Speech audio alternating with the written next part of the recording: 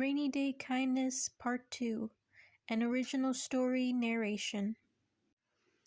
The dad and daughter walked hand in hand through the near-empty streets of the town. All was quiet until they saw a fruit street vendor struggling to pick up a bunch of fruit that had spilled onto the sidewalk. "Oh man, it looks like that guy is having trouble with his fruit over there," Daniel pointed out. "Should we go help?" Molly asked curiously. "Yeah, come on, let's go help."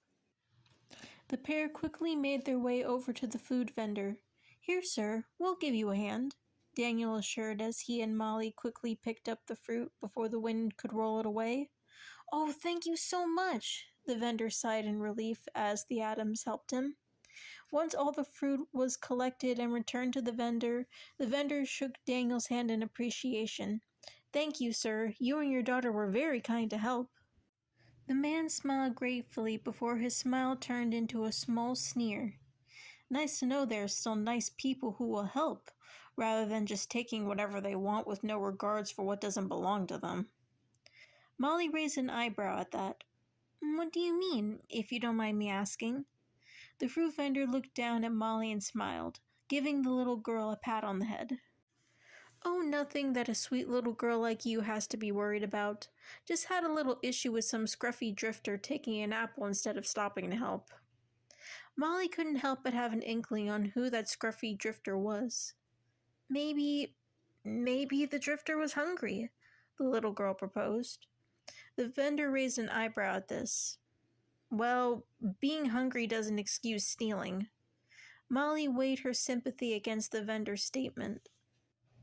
"No, I suppose you're right, it doesn't. But sometimes we don't always act in the best way when we need to survive, even if we don't want to." The vendor's face softened a bit at this. "Yeah, I guess that's true." The vendor looked up at Daniel. "That's one insightful little girl you got, sir." Daniel looked down at Molly and nodded, smiling softly as he brushed a curl out of his daughter's face. "Yep, her mind is becoming as big as her heart." Daniel took Molly's hand into his own as the two said goodbye to the vendor and continued on their way home. Dad and daughter were walking in silence once again until Molly stopped dead in her tracks, her hazel eyes fixed on something across the street. "Molly, is something wrong, sweetie?" Daniel looked up and saw where Molly was looking and was surprised to find a man sitting all alone in an alleyway, his head in his knees as he tightly pulled his patched-up olive-green jacket around himself as the rain soaked through his clothes. "Dad, I think that may have been the man that took the apple from that street vendor." "What makes you say that?" Molly looked up at her dad. "Because I saw him back at the bakery," Molly admitted. "Really?" Daniel's eyes widened. "Yeah, he was standing outside while we were waiting for our bread. He was looking around at the food in the store, grabbing his stomach like he was hungry. He looked very thin," the little girl explained sadly. Daniel softly frowned in sympathy, only able to guess what the man had gone through. Molly looked at the bag that was slung on Daniel's arm, holding the warm bread from the bakery. "Dad, do you think we could give him something to eat?"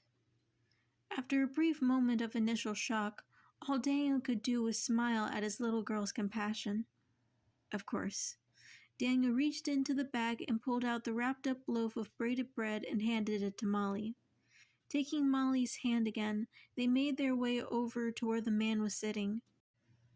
They stopped short of a few feet of the man, who made no indication that he was aware of the dad and daughter.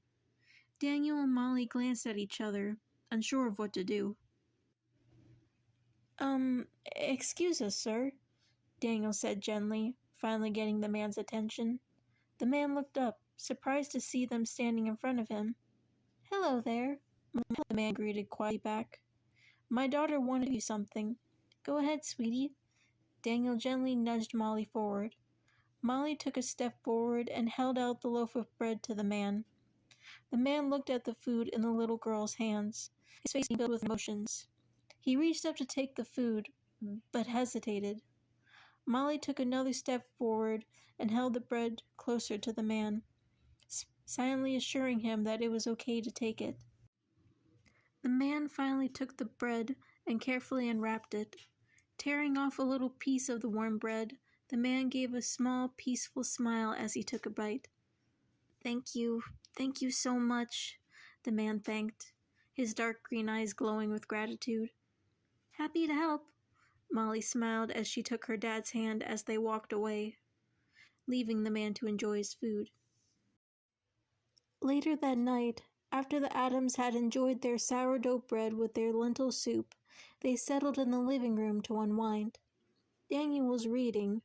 Mona, Daniel's wife and Molly's mother, was curled up next to him, humming to herself as she fiddled around with lyrics to a song. Molly was laying down on the floor in front of them, drawing in a sketchbook. As the little girl absent-mindedly doodled, she looked out the window at the rain as it continued to steadily beat down.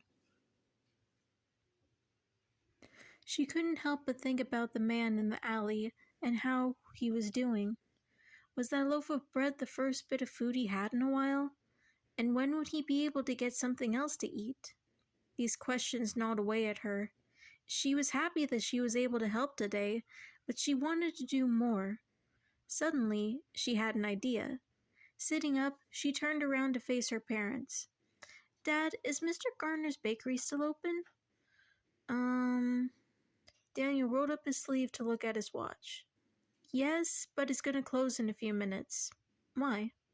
Because I want to talk to Mr. Garner about something. Molly explained no further as she got up and ran to the kitchen. Grabbing the phone and the phone book, Molly got settled at the kitchen counter.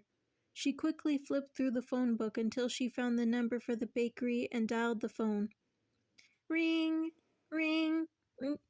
Hello, this is Garner's Bakery. Mr. Garner speaking. How may I help you?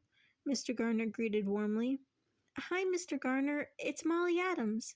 Sorry for the last-minute call. I hope I'm not interrupting anything. Molly, what a nice surprise. No worries, my dear. I'm always happy to hear from you, Mr. Garner assured. Okay, cool. That's good. Molly smiled in relief. So what can I help you with, Miss Molly? And how did you and your family enjoy the bread? Oh, the sourdough was delicious. It went great with our soup. We didn't have the braided bread, though.